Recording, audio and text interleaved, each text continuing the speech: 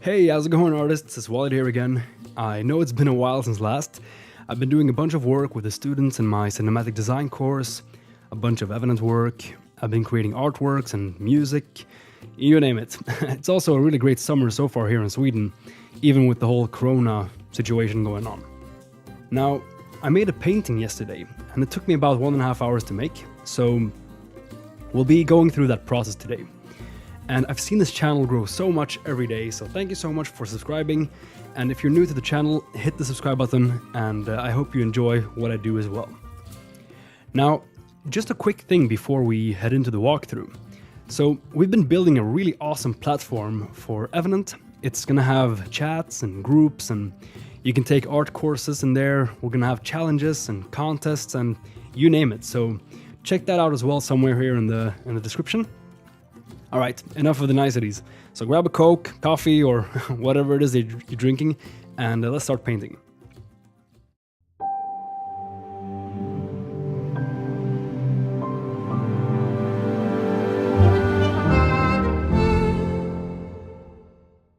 All right then, guys, so let's get started on this painting process right here. So we're gonna make this painting that you see in front of you, and it started off by just like a regular speed painting type thing. I didn't really know exactly where I was going, but yeah, we're gonna check it out inside this walkthrough. So I start off with a canvas 3000 by 2000, and as usual, I like to start by just making the background a little bit darker. So I start by cropping it first, making it a little bit more cinematic, and I'm hitting Command L or Control L and making it kind of grayish. And now hitting Control B and making it a bit blue, so I have some background to just get started with. Now, there's many ways of starting a painting. You know, there, as I teach you in my courses and my tutorials, you know, I sometimes switch it up. I do that a lot. Just sometimes I want to start by, you know, the S3 method, where I just do abstract shapes and go from there. But right now I just head straight into painting right away, because everything kind of follows the same sort of process, because you're just putting down shapes and putting down different things on the canvas, and then they will pop out. Because I wasn't really sure exactly what I wanted to do here. I knew I wanted some sort of like rocky, kind of like dramatic type scene. And so now I'm just I'm using this brush with a little bit of color dynamics on it. You can just go to brush settings and do that, and you can check out these brushes that you see right here in the Evident platform. So you can check out that and download that for your own art. So as you can see, I'm really staying loose and just putting down some shapes.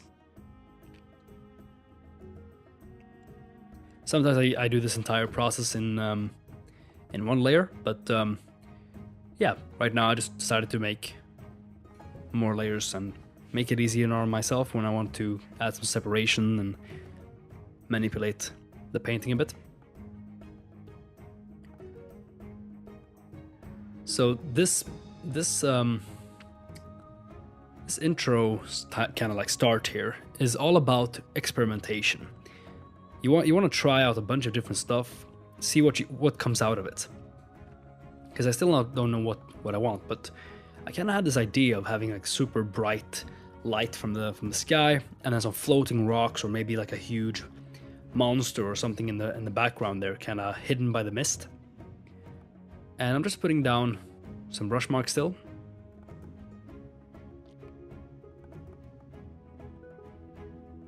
Blending in some of the colors and adding in the big shapes. So this was the big colossus or something that I thought I was gonna make.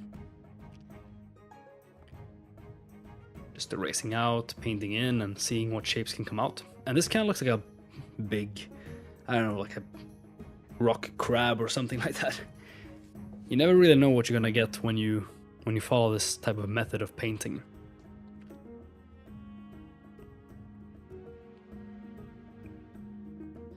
So up there in the navigator looks pretty cool. You know, you can definitely make this into a painting where it's a big rocky crab or something like that. But I decided to go a different direction. I'm just playing around with some other shapes and seeing what can come out of it.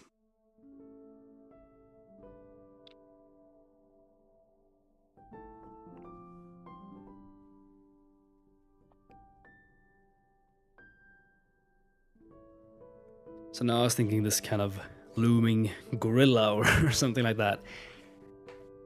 And that's the fun thing about painting digitally. Like, you don't have to stick to just one idea or one design. You can really go all out and try out a bunch of different stuff. And you can do that with traditional as well, but it doesn't really have the same effect and takes way longer. Because this entire painting took about 1.5 hours. So now I thought that background could be a bit more like a mountain or something like that.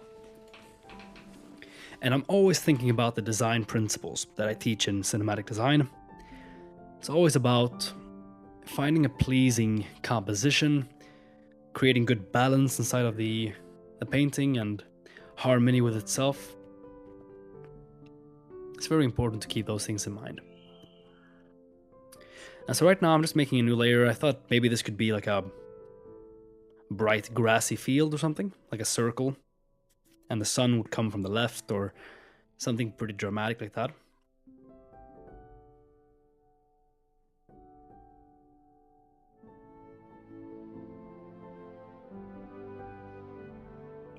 And then finally I thought it was a bit too happy. You know, it doesn't really look the way that I wanted it. This is not supposed to be like a super happy and bright scene, so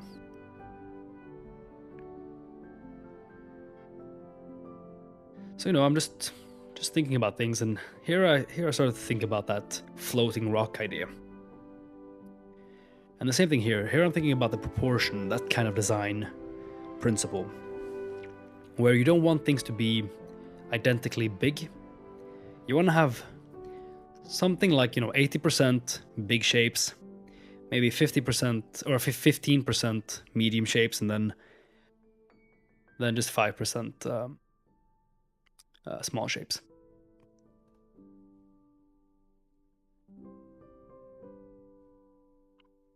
It will ensure that you get a really nice and pleasing proportion. And this is the good thing about having several layers. You can just cut out and paint out and do a bunch of stuff in there without worrying too much about messing that up. There's definitely some pros and cons to painting on just one layer or several. And I usually like painting on one layer just because of the artistic aspect of it. Like what you put down, you know, make more confident strokes and be more confident in your painting. But this time I wanted to have some control over what I'm putting down. So you can see up there in the navigator, I'm always looking up there just to see if the composition makes sense. And so I have proper flow and dynamic in the scene, and proper rhythm as well. So you see these rocks are floating upwards, and that creates a nice sense of rhythm in the painting. So these are things that I don't consciously keep in mind all the time, but I'm usually just painting away, and since I've done this a lot, it kind of sticks with you what looks good and what doesn't, and you know how to continue a painting from a sketch form.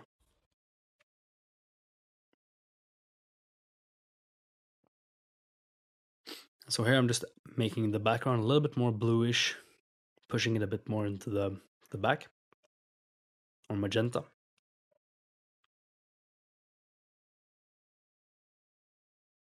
Again, thinking about the big, medium, small type design principle there.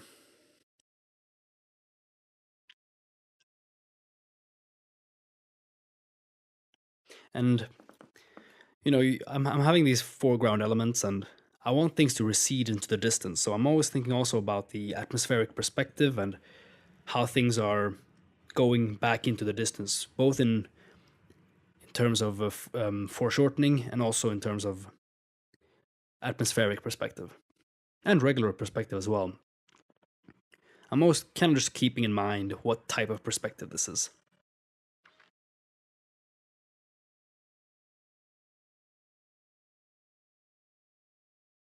Like putting down a bunch of grids and stuff like that, I think that can hinder you a little bit once you're in this stage where you're just sketching and having fun, trying out your ideas.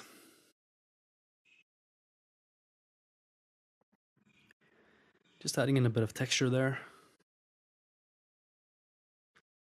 So I'm not using too many photos in this painting. I'm just using, I think, one or two. I think two photos, like some rocks in the end or something like that. But I'm mostly just staying,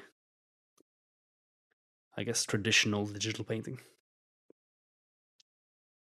So now I wanted to make some grass,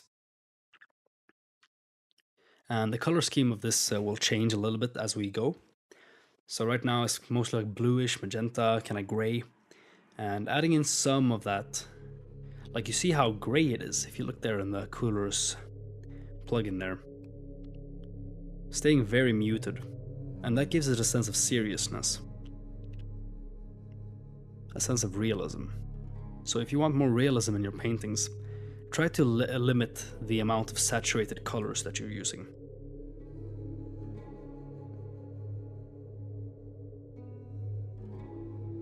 And I thought that part to the left there was a little bit too complex.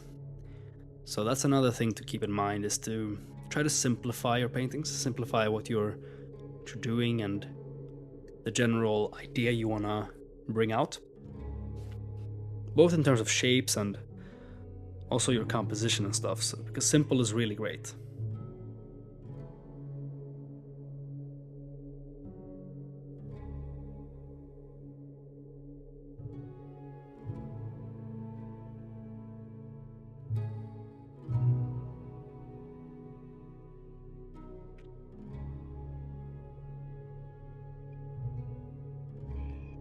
So you see there, I'm using some saturated colors. That's okay, you know, but it's still not too saturated.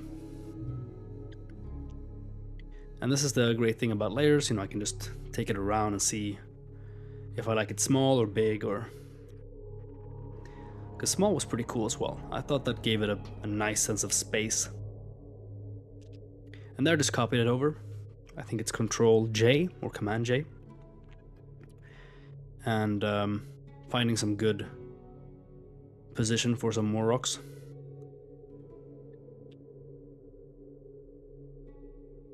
And of course you want to keep in mind to not have things too repetitive. Like if it's the exact same shape, it will look unnatural.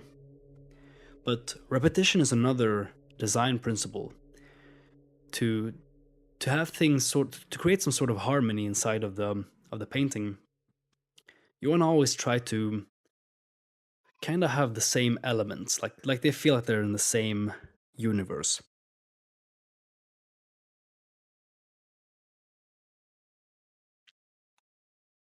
I mean, you can go kind of crazy and do a bunch of weird stuff, but make sure that you still obey the most fundamental design principles.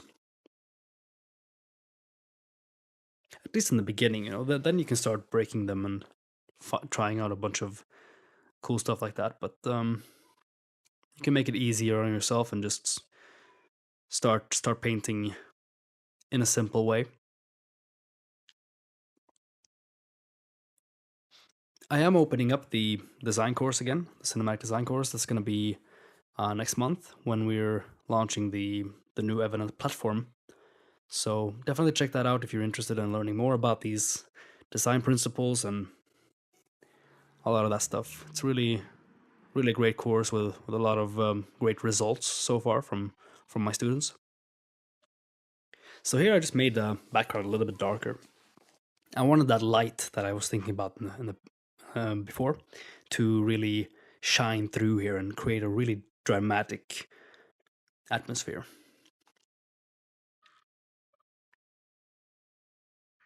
So you see, I'm not impervious to changing things. And you also see that I'm using kind of the same brush, most of the time. I'm not going around and changing brush all the time. Even the eraser is the same. But of course, I do change it every now and then, like right now. And this is a smudge tool. So you'll see me later using a little bit more of the mixer brush as well. Mixer brush is great for creating clouds and sort of disappearing some of the edges. You don't want to have sharp edges everywhere. You want to create some sort of softness and preserve the really sharp edges to where you want the eyes to go for your audience.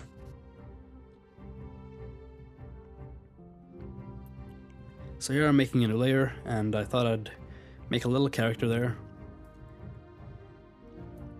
because the story is another really fundamental part of art, or music as well. We're trying to create stories, and storytelling is really it's a skill to keep practicing. How can you tell stories with your paintings and not just like a painting of a tree somewhere.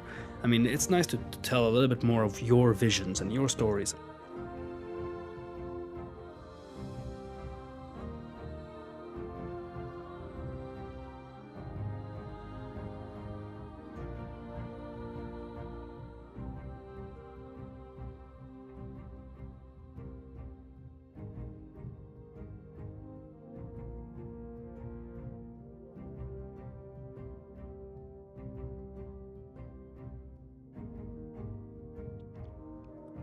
So up there in the navigator, starting to look pretty cool. Started to like this composition. Leads the eye in pretty nicely as well. You can see how the rocks on the left are hanging in, and they're all kind of tilting into the center of the composition.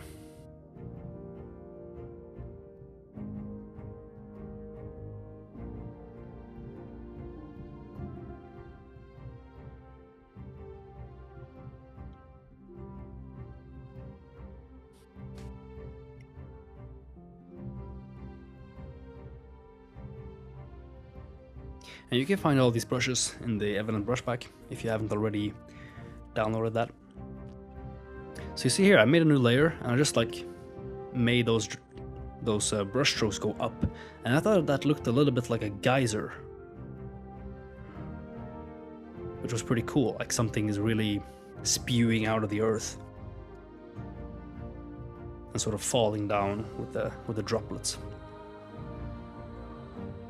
Now here's a good thing to check references. I didn't really do that, but I was just thinking like how would that look, and how would I paint that?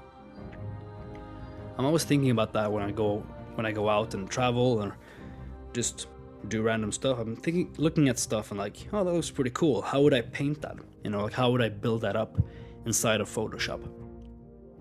And so that mindset will help you become much better at art, because you're not just ignoring these things, you're actually thinking about them consciously.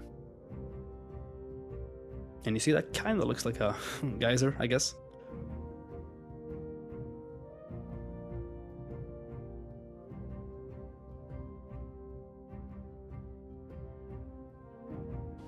Now the mixer brush is really great here, so you can see I'm using that right now. Just sampling from that layer and painting in, and you see how soft and nice it becomes and sort of blends together with the rest.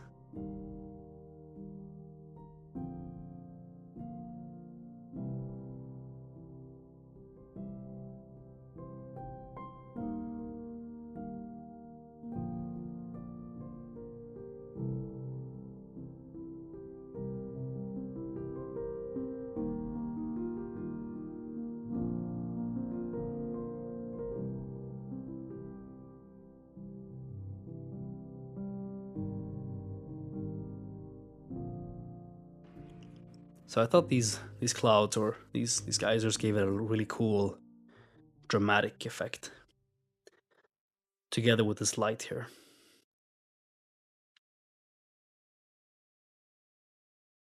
So, I mean, I am going in a bit more to detailing and stuff, but that's because this part here is pretty important, This will catch people's eyes.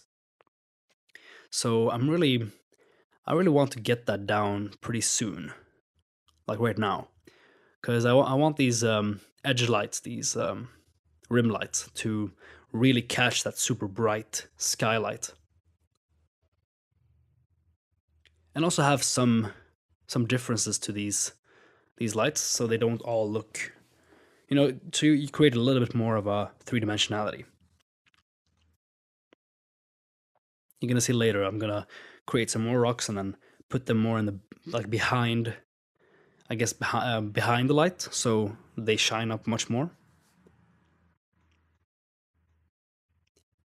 With just a few strokes, I managed to get pretty convincing looking three-dimensional shape there.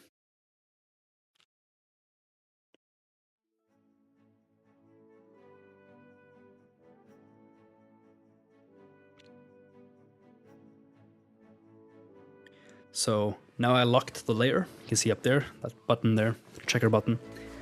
Just locking it, and if I paint on it, it will only do that layer. So here I made another layer behind there, just adding a few more rocks to give it a really atmospheric feel, that there's floating rocks behind this light as well. And you see here, I'm switching up the proportion, how big they are.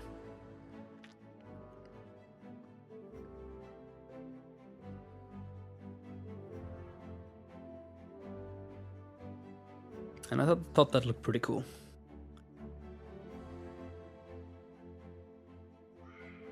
I usually say like don't use complete white, but you can if you know what you're doing, if that makes sense. Complete white and complete black can be really powerful and overpower a lot of other stuff. You want to stay away from that range until the very end, but right now I know that I want this to be like really blown out and really powerful there. So I'm okay with painting a bit of that super bright stuff. And of course you can always take it back in the end. Like you see here, I'm just taking it back a bit, keeping the rim lights completely white. And then going in and adding some of those cracks and the bumps. And this is part of module 4 actually of my cinematic design course. Just creating or rendering materials, where if you know just a few things, you can, like about materials and how light and shadow works, you can paint anything really, any material. You build them up all in the same way, using different maps, I guess you can call it, like bump and reflection and things like that. So here I thought, like, okay, this guy looked pretty boring, just standing there not doing anything. So I thought he could be the one controlling these rocks. Or girl. And now I wanted to add some little bit more interesting color, like really take the eye in there. And so I added these small purplish spots there.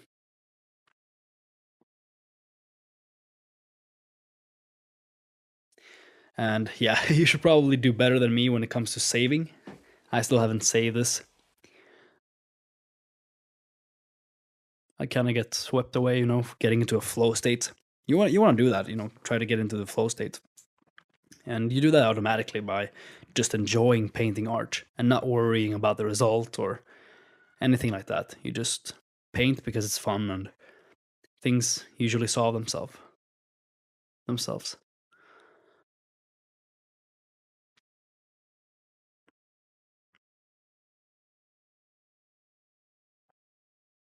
And so here I'm creating a bit of flow into the scene. Like if I just did completely straight edges there, it would be a bit flat. So here's where you want to introduce a little bit more perspective.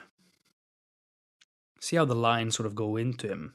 It kind of looks a bit like, I don't know, it's like pulling us in there and indicating more of the perspective of this this shot here.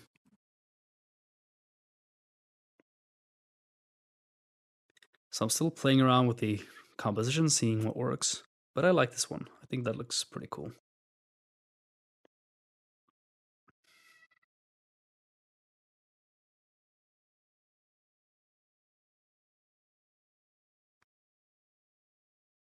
And if you look at this entire painting, I mean, you see how simple it is. It's just a mountain in the back, just some sky, bit of rocks, and that's really it. You know, it's not too much stuff. And that's how you should approach your paintings, like not overthink them too much. Focus on the most important elements, and once you get that down, then you're all good. So here I'm using that soft brush just to give some more volume to the whole scene and make that bright light even stand out even more.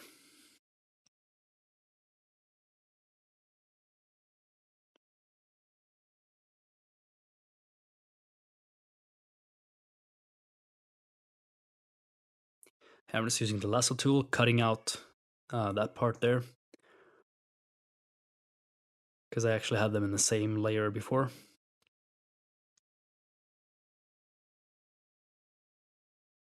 Oh, actually, I just make a new layer, which is fine. This is how I paint usually when I do everything in one scene. I use the lasso tool a lot, or marquee tool, and just kind of paint in between different elements.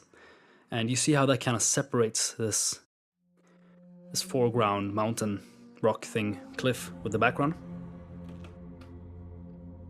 A little bit extra atmospheric perspective there.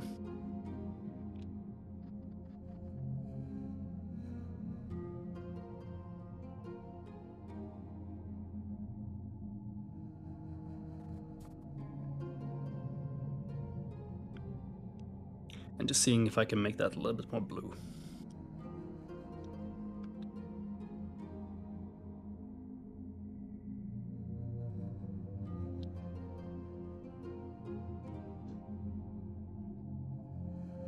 And there, you know, I saw in the navigator that it almost looked like a god ray or something, which looked pretty cool, but I thought that was a little bit wrong for the direction of this piece, and I wanted to keep it simple again.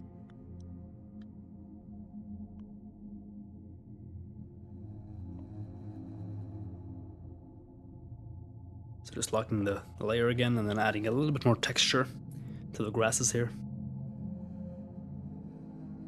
So, you know, I'm thinking also about light, where you see there how I'm kind of just like choosing some parts where I have a little bit more light grasses. This will also improve the dimensionality, or the three-dimensionality of your scene.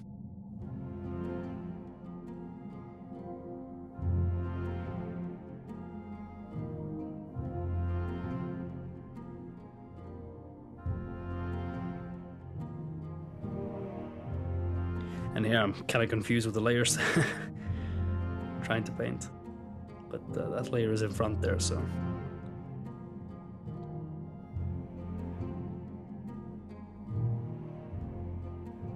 And just a few of these breakups will really help it look more natural and not too, you know, too dull.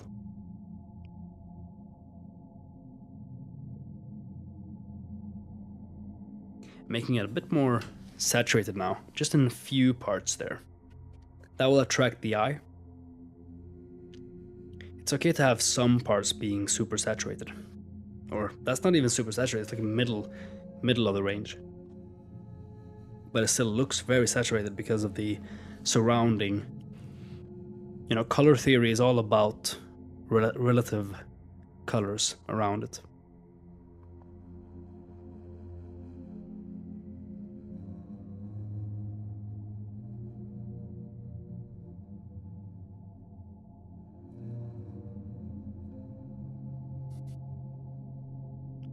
Still thinking about that directionality there.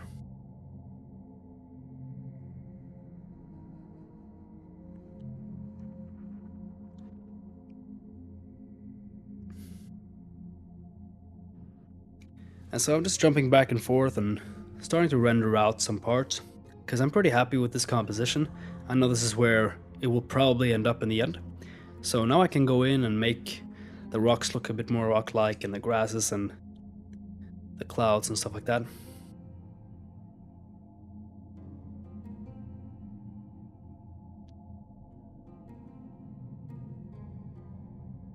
So here I actually merged everything. It's Command Control Shift E, or what is that? Alt Control Shift E, I think, on PC, Windows. And yeah, now I'm just painting over the entire thing. But I actually do go back, and I still have the layers, so I can still like select them or do selections from them. I mean, this could be a finished piece, you know. It's don't have to take it much further than that, and it's only been 30 minutes. Or I think 40 minutes, since I sped this up a little bit.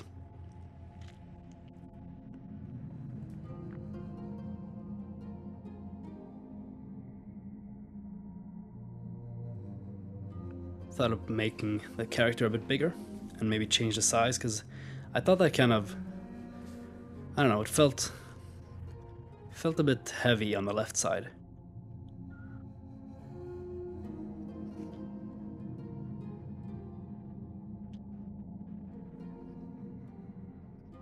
So you see, this is the the issue when you're doing this one layer.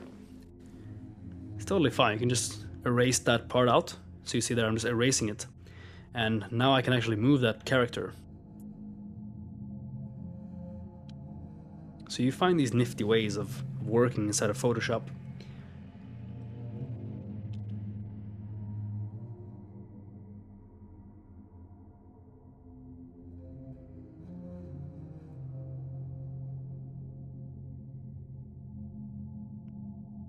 And I'm changing the brush style a lot. You know, I'm just holding down Shift, right clicking, and then I can choose normal or linear dodge or overlay or multiply. So now I'm just using normal. And I'm actually gonna use one of my photo bash libraries for this guy later. Just gonna pick like a medieval soldier or something and then paint over that. You shouldn't feel that it's cheating to use photos, not at all. It's just a tool for you to tell your stories and create your concepts. And this also makes you a better painter, because you start putting in these photos and you start seeing, okay, this is how it should look like. And so you take that knowledge from simply incorporating these photos, where otherwise it would just be like you're guessing, and you know, you always have to use reference. And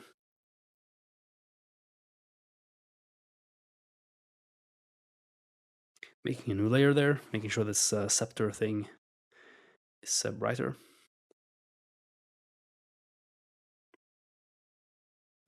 So here I had the idea, like, or at least later, to make a really like glowing thing from the bottom, being that same color. So this guy is really powerful, or this scepter is really powerful.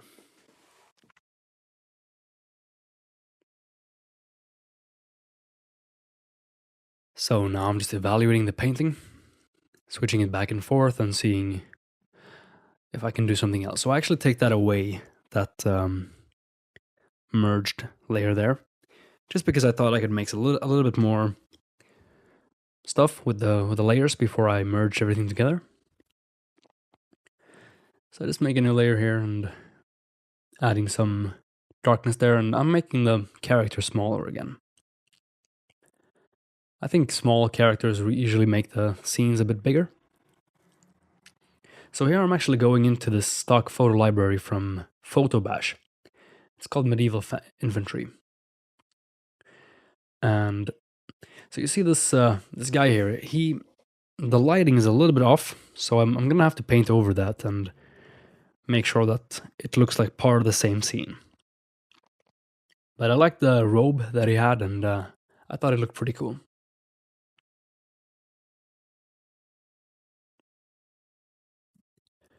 So even now I'm not really zooming in, still keeping it a little bit zoomed out.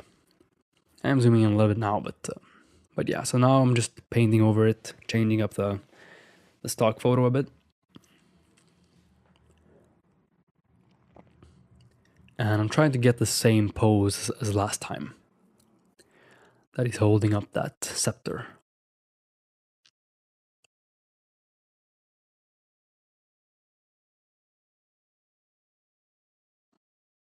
I don't spend too much time working on the characters in my landscapes, unless it's like a strong feature of the painting or the illustration. Then I do work a bit more on that, but for something like this, you know, some small thing, it doesn't really matter too much. I'm kind of staying loose and giving it what it needs for the scene.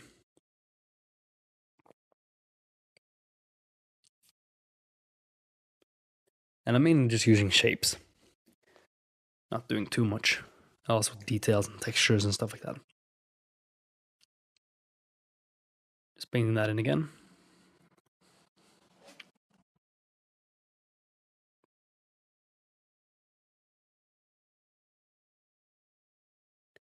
And I think it looks pretty cool there in the navigator.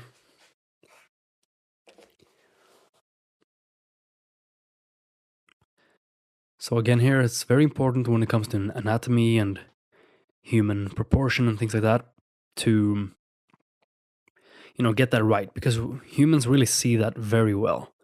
Like we see faces and poses and stuff like that, and they can look very stiff if they're painted a bit wrong. So do spend some time practicing that.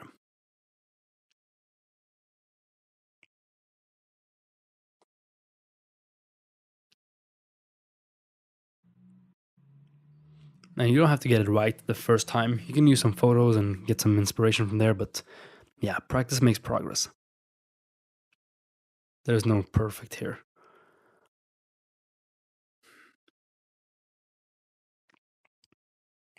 Just giving that scepter a bit more interesting look.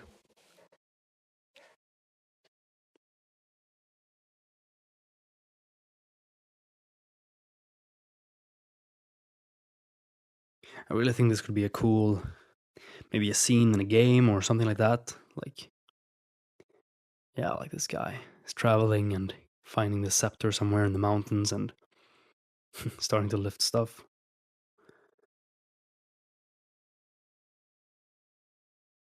So here I'm getting that idea, right? To start painting that that purplish sort of, I guess, foundation here.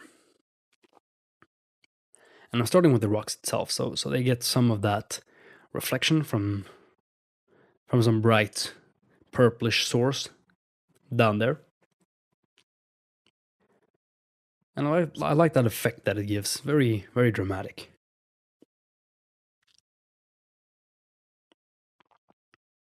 But of course, it doesn't look part of the same scene right now if we don't have any light from the bottom. So we're going to do that right after this.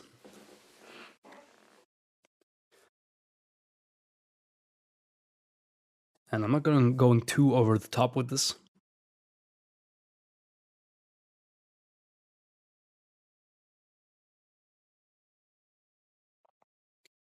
So I'm just making a new layer there, and starting with this. But I'm noticing that this layer here needs to be cut out, because I actually did them in the same layer. So I'm just taking the lasso tool, cutting that out, doing layer via cut, and now they're on their own layers there. So it's very good practice to keep them separated, these layers. Make sure you have what's in the front be higher up, and then the background and stuff like that could be further back. So it makes sense logically, like the distance. So you see here, I'm just painting in these things, and it's starting to look pretty cool up there in the navigator. I started to like that. It looks like part of the same scene. And that geyser is in front of there, so I'm gonna have to fix that.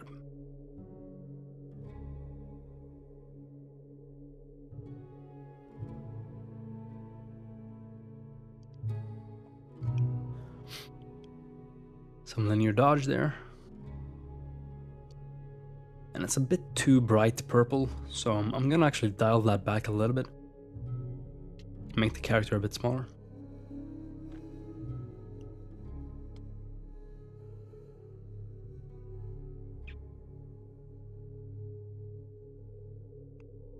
Really trying to find that geyser layer, and then I find it. So I'm making it a bit more magenta, a bit more bluish purple. I thought that looked better than this pink. So I'm going back here, and now I'm gonna use some stuff from the Mossy Flatlands. It's another stock photo from Photobash. These are really useful, and I like this sort of strange look that this Mossy Flatlands had. So I'm gonna just take that in there and just cut out a small piece of that for the foreground. And I'm thinking about the light as well, that it comes from up and in front. So it kind of matches the painting I already have.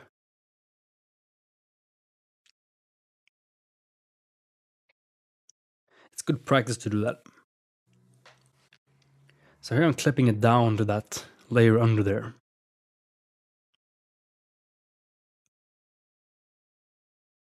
Just merging them together and then clipping that up there.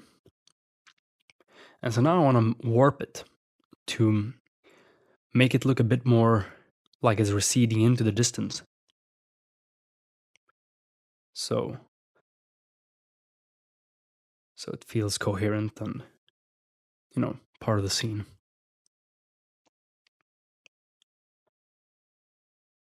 As soon as something looks off, like it doesn't really belong to the same painting or something like that, you should just kind of step away, step back a bit and see how you can fix that. How can you make it more coherent or more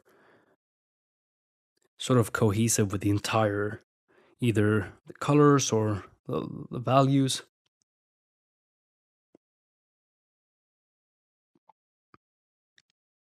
Here I'm taking that bright white light and just adding some bounce lights there. Some brushes.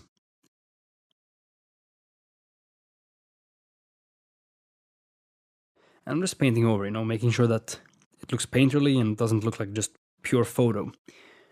I think that's a common mistake for beginners and for my students, is that when they're starting to incorporate these matte painting techniques, it starts looking like there's just a photo there and it kind of looks a little bit out of place. So do keep in mind to try to blend it together. Use some mixer brush, use some regular brushes,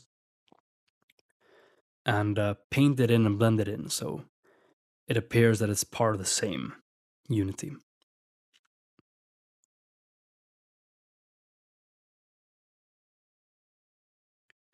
So here's a photo that I thought could work. It's just this cliff side here. I'm gonna use that for for the cliff there. Just doing some color balance, matching the colors. Same thing here, just warping it, making sure it fits. And it's mostly for texture, but it can also give some nice form to the existing form. It can give some nice happy accidents.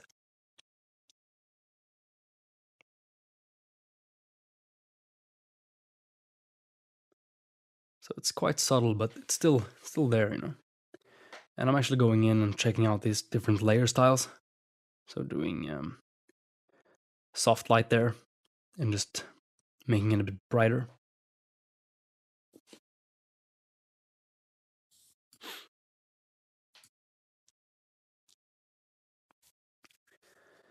So there I just wanted to make it a little bit more like the right side.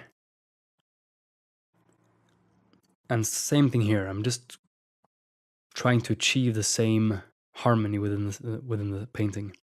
Using the same values, the same type of textures, same brushes.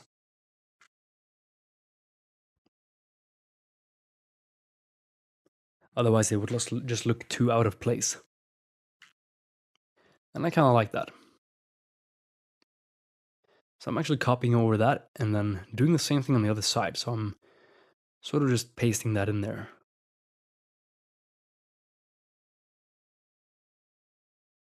and matching it to the form.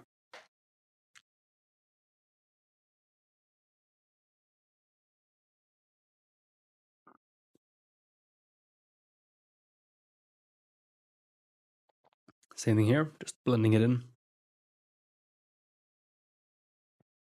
And I like these brushes, they're really cool for small grasses and things like that. So here I'm just trying out the background, like making sure, giving it a different form. And I kind of like this, you know, like this sort of spike. But I thought that that was a little bit too distracting from what I'm trying to show here with this piece. I'm just making it very simple. Just some hill in the background there, and then you just focus on these rocks here. And you see this big mountain in the background. It doesn't need to have a bunch of details. Like, this is enough on its own, because it's so far back and the details kind of get away.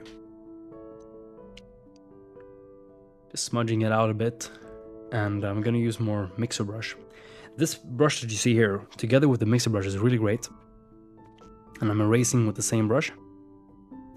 Always keeping in mind that directionality, you know, not too much horizontal or circular motions, but more upwards, so the whole scene lifts up. So there I'm dialing back that purple stuff, and I think it looks better now. If you check up there in the navigator.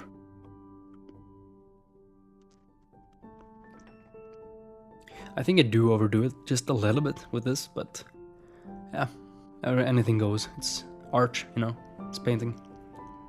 There are a lot of objective, good looking things in art, but there's some things where you can just go a little bit the extra mile and just play around with your own visions.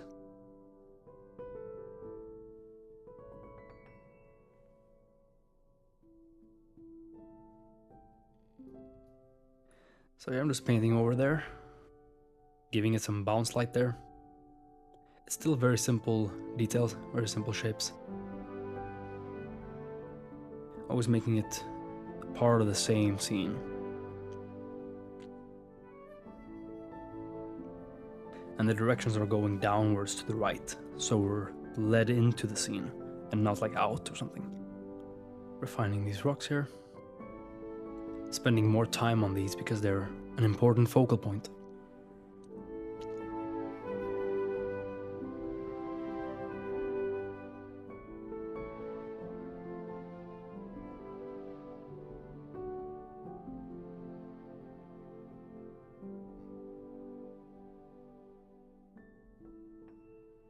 And you see these crevices and these like small things that catch the rock. It really makes it more three-dimensional that way. When I paint that in, I want to give them a bit more love, a bit more focus.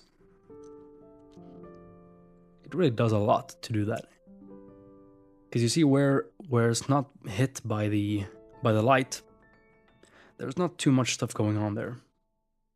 I will add some more in later stages, but right now I'm just focusing on the most important aspects of the lighting here.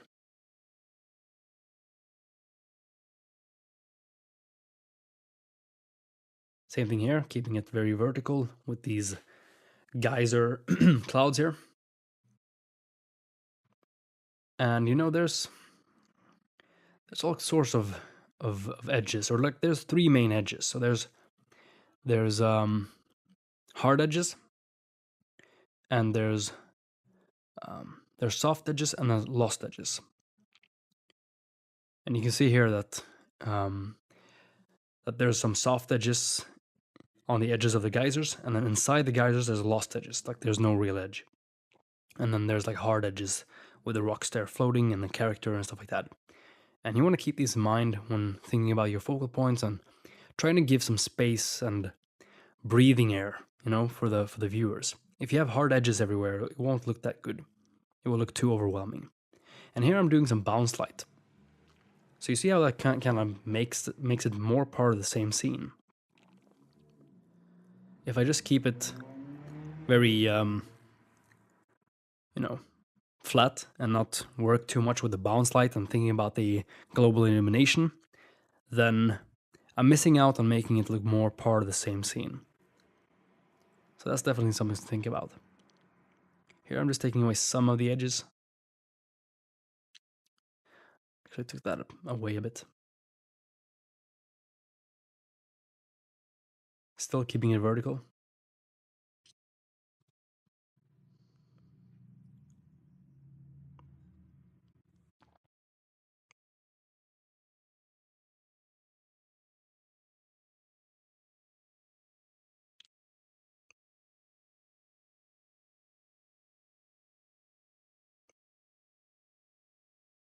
Just pushing the lighting there.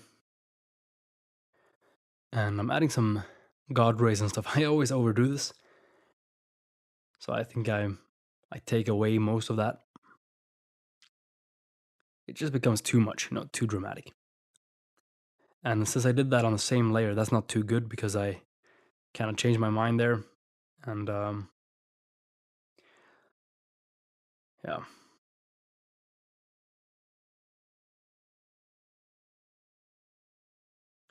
I actually lost some of what I did there before.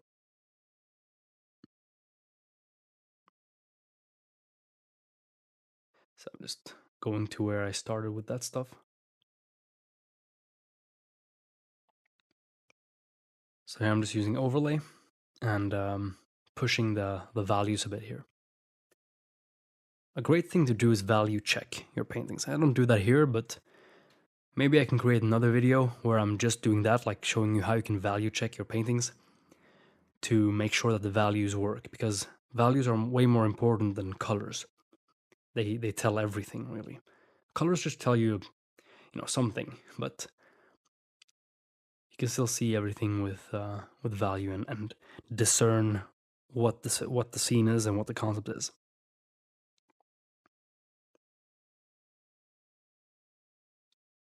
It's one of it's the last design element.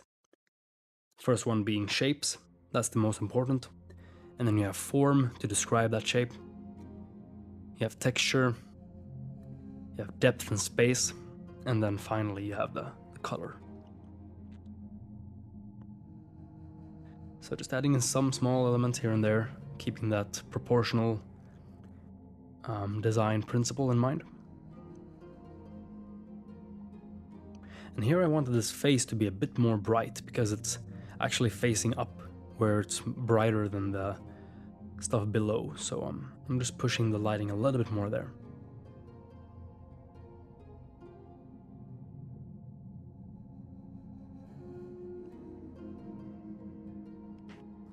Still keeping it kind of artistic, a bit painterly.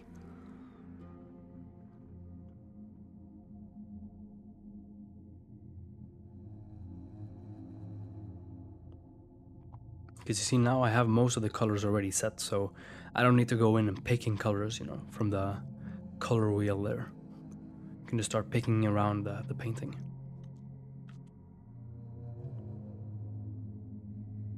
And this is more of a tertiary color scheme. Still kind of simple. It's mostly this bluish gray, and then there's the purple and the green.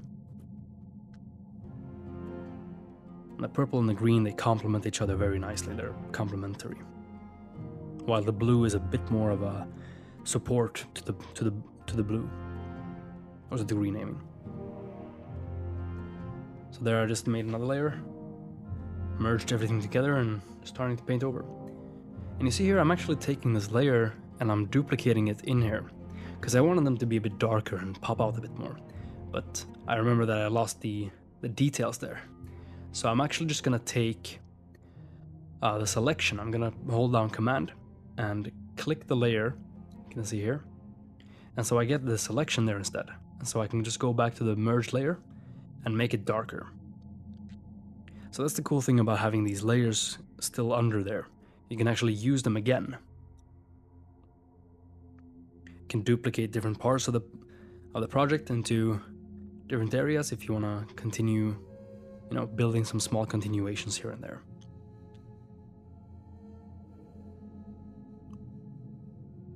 So just tweaking it a bit before going into the final rendering part, just adding some more details and stuff like that. the final S of the S3 method. Shape, sculpt, and season. Now we start with the shapes there. So this is actually I make an overlay layer and then I add noise. I blur it out a bit. And I just take that back because that gives it a nice filmic look. So it doesn't look too digital, you know. Merge it all together, do some color balance. And it's great to step back from this stage, because I actually did that for like half an hour, and then I came back, and I realized some things that I could improve, some things that I could take away, or more add, I guess.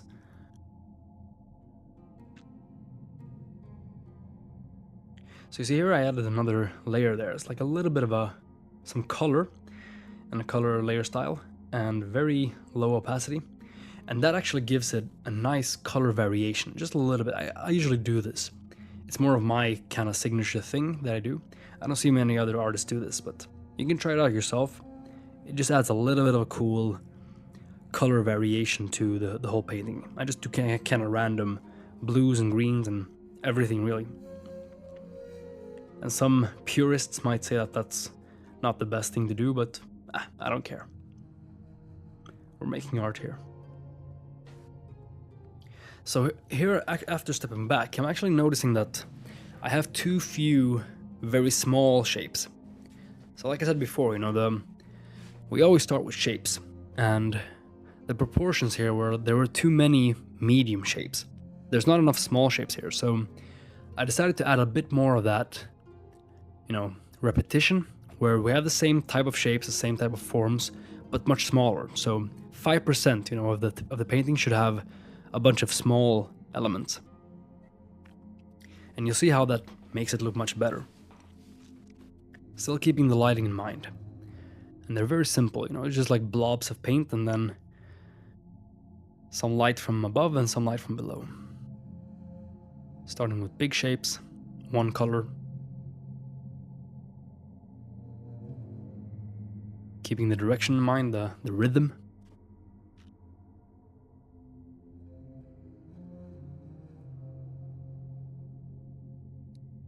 And making sure that I don't make them the same sizes.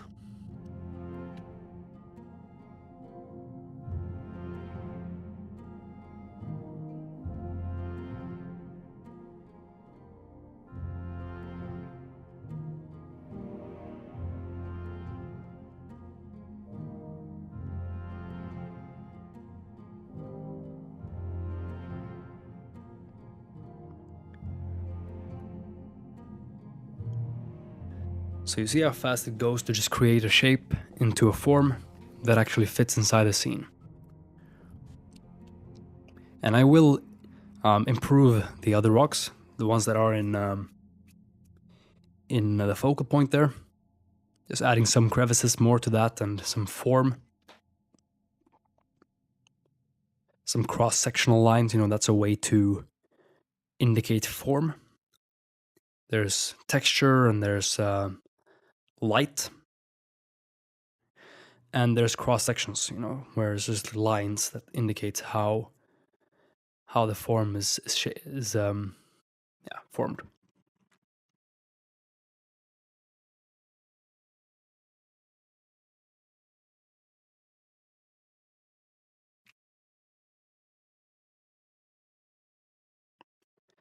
And then making that edge sort of disappear there.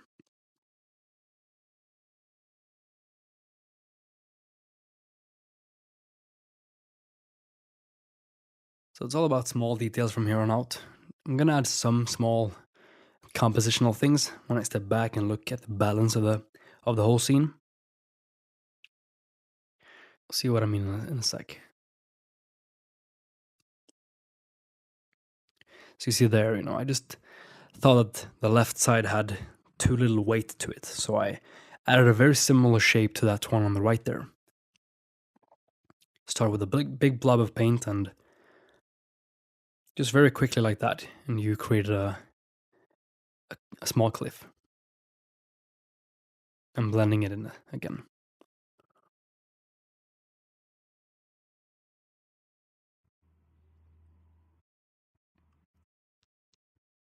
And you see the edges here. I'm trying to not make them too, too flat, I guess, and just erasing a little bit of that edge, adding a little bit more of a irregularity to it, because nature is never perfect in that way. It's perfect because it's imperfect.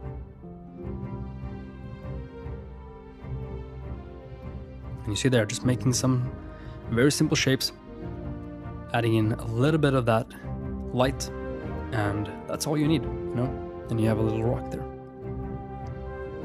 And since these are on the fringes of the painting, it doesn't need to be too detailed. If it is too detailed, it will actually take away from the main focal points.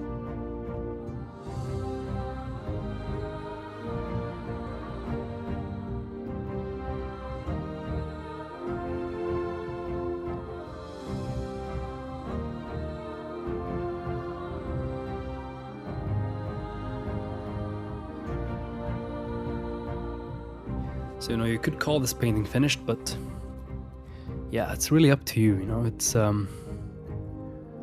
think that's a problem that many beginners have, that they don't know when to call something finished or how to know, and it's finished when you say it is, I could call this finished, or I could keep working on it, and there's nothing wrong with keep working on it, because I like painting and it's fun, so...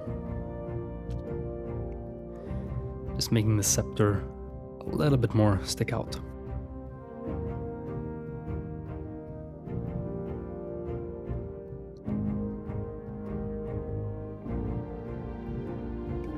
And adding some rim light there for the character. Just small things like that, it really adds to the whole sense of coherency.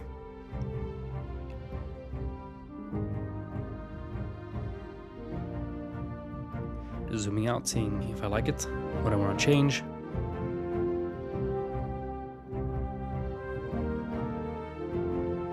You can get kind of blind if you just sit and stare at the same painting for hours. So it's always good to step back and do something else for a while and come back to it. Or just zoom out and see what you might not like about it, and then find a solution for that. Or flipping the screen as well. Usually helps.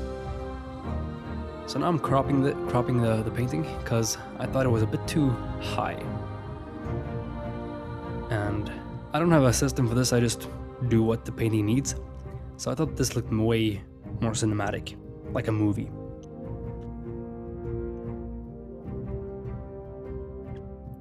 So here I'm just continuing working on these rocks, giving them a bit more details.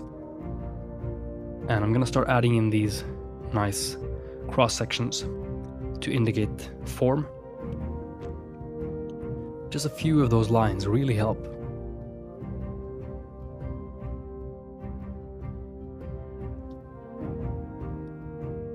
It's just, like I said before, one way of showing form is these lines, and then on the edges there, the edges of the cracks will actually catch some light, so it's good to paint a bit of that in. And see instantly there, it looks much better now.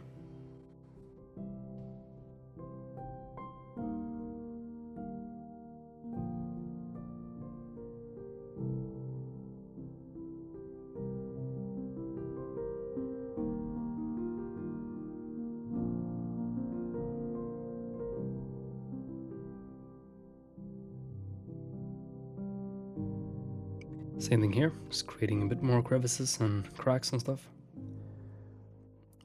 This makes them look less flat.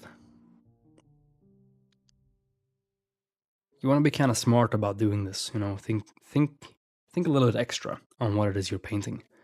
How would that look? Like, why are there cracks in there? How would it look for the form if it's round?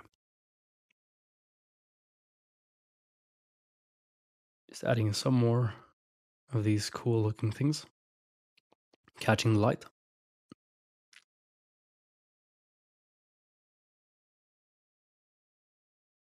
I'm thinking now, like, this could even be like a golem or something that has a bunch of floating rocks for the body. That would be pretty cool.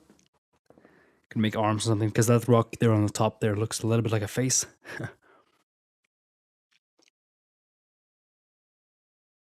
And these are ideas that you find along the way, and there's nothing wrong with actually just going with that and starting to paint it that way. I could easily have done that, but yeah, I was happy with this.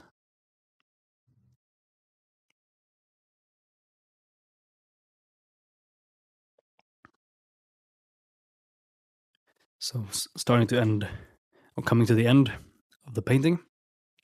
It's very small, seasonal, or seasoning.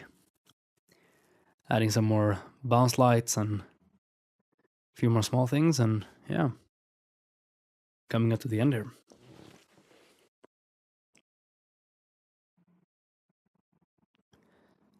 So I'm just doing linear dodge, and I have it all in one layer, and just pushing the values a little bit more. I think that really adds to it. If you check up there in the navigator, it really pops out there in the middle. Looks like it's glowing. So we're gonna do more cool challenges with stuff like this, like make something glow, or create these floating rocks, or a bunch of cool stuff that I have planned for the Evidence platform. I'm gonna have the groups in there, so it's gonna be kind of like a Facebook thing, but not Facebook. You're not gonna get distracted from a bunch of other stuff. It's actually gonna be more about art and collaborate with others and learn, and it's gonna be a lot of fun. So here I made a sharpen mask, or a sharpen layer. Just erased some of that because I don't want to have sharp everywhere, just in some parts.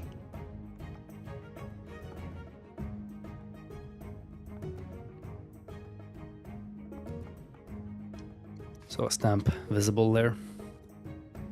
Some final tweaks to the painting. And yeah, that's gonna be it. So I hope you enjoyed this walkthrough here of this painting. And again, do check out the new Evident platform that's coming out. And if you're watching this later on, then definitely check it out and join, and can have a lot of fun. A bunch of live Q&As and some challenges and contests and stuff. And there's courses in there as well. And yeah, that'll be it for now. So hope to see you very soon. Good luck practicing, and yeah, I'll talk to you soon. Take it easy. Bye-bye.